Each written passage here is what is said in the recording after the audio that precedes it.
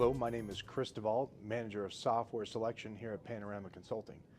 One of the most important things companies can do as they're planning for and implementing an IT strategy is to really get executive sponsorship and truly understand the scope of what the project is that they're looking at. ERPs, when effectively implemented, can really have a tremendous effect on a company's efficiencies and revenue and bottom line. So companies really need to strive for executive sponsorship from the top down and truly implement a plan that's reflective of what costs may be occurred and what resources may be affected internally in order to execute the project.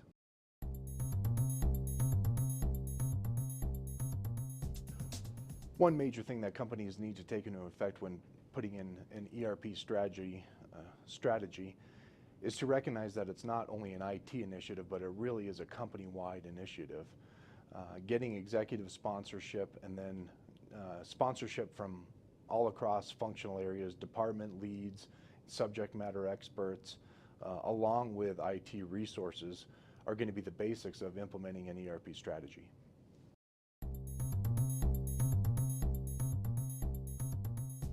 When implementing ERP strategies, companies all too often underestimate the actual time frame that the project is going to take. From requirements definition, software selection, business process improvement, even down to contract negotiation and implementation planning, companies really don't understand the full amount of time and resources internally that it may take to successfully accomplish this strategy. Some of the most common mistakes companies see when implementing an ERP system is really not involving their vendor or their VAR or even a third-party consulting firm as much as necessary. Companies think that they can take on ERP initiatives and implementations by themselves. Usually they just don't have the time and or resources internally to effectively do the project.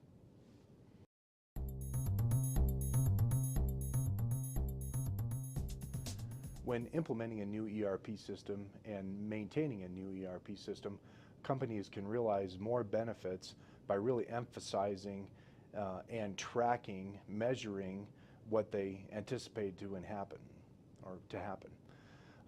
Companies need to document all opportunities for improvement, and what we do is we look at time associated with those improvements, we look at cost savings and gained efficiencies through those.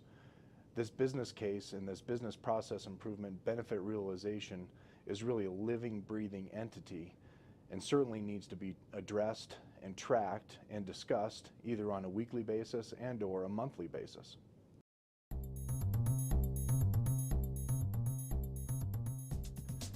We recently had an apparel manufacturer go through the ERP selection and implementation process, and it was very successful for many reasons, but mainly because of the ERP strategy put in place early.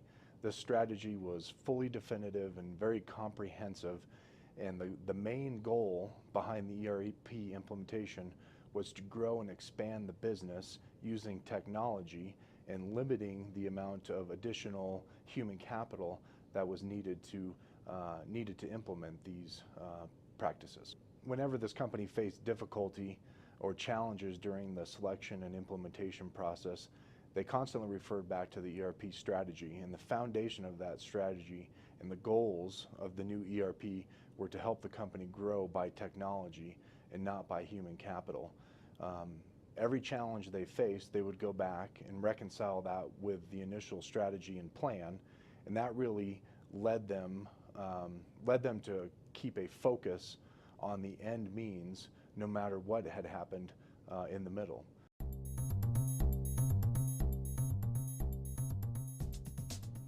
They saw a lot of executive turnover and even turnover at the management level, and each of these managers and new C-level positions were constantly going back to the ERP strategy that had been put together by board members, and that was their focal point, and that's what guided them through a successful implementation.